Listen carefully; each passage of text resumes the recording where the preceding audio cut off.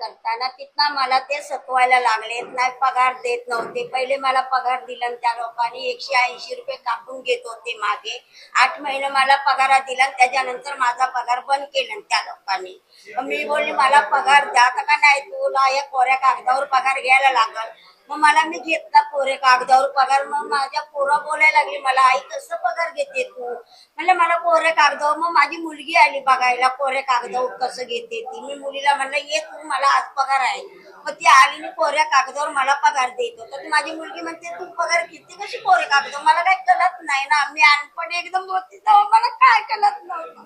मी अजून अनपण आहे तिथे. मला माझे कस्टमर येतात ते मोडतात ती लोक. मला कस्टमरला सांगतात ती नाही आहे इथे का, मला मी असली तरी मला नाही सांगतात ती लोक. पण मी काम करते अजून मरच मी काम करते तिथे, पण मला पगार देत नाही. माझी 2 घरं मला भेटायलाच पाहिजेत.